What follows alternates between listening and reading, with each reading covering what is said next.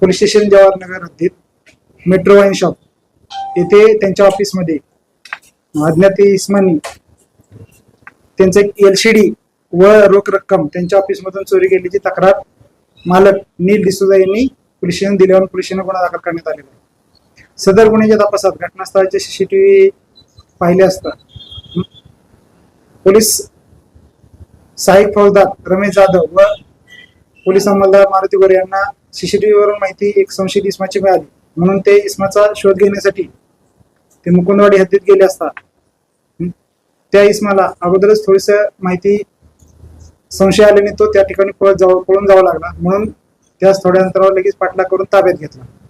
त्याला त्याचे नाव विचारलं असता त्याने त्याचे नाव अजय गौतम मोठे, वय 22 वर्षे, राहणार गायकवाड वस्ती, श्रीरामपूर, जिल्हा अहिल्यानगर येथे असल्याचे सांगितले।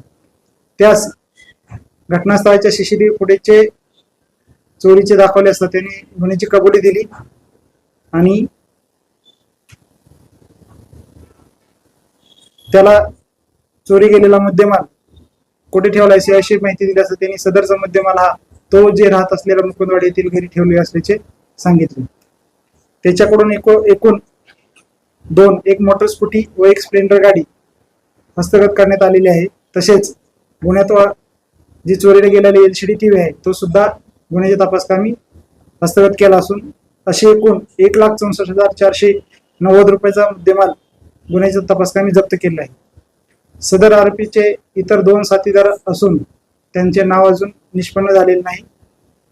टोपण नाव सांगत आहे ते. सदर गुन्ह्यातील मिळून आलेली जी गाडी आहे स्प्लेंडर मोटरसायकल, याच्याविषयी माहिती घेतली असता सदरची गाडी ही श्रीगोंदा पोलीस स्टेशन अहिल्यानगर येथून चोरी गेल्याची माहिती समजली असून त्या संदर्भात पोलीस स्टेशनला गुन्हा दाखल करण्यात आलेला आहे. सदर आरोपीस अटक करून माननीय न्यायालयात हजर केले असता त्याला 2 दिवसाची पोलीस कस्टडी रिमांड मंजूर करण्यात आलेली आहे. सदरची कारवाई ही माननीय पोलीस आयुक्त प्रवीण पवार साहेब, माननीय सहाय्यक पोलीस आयुक्त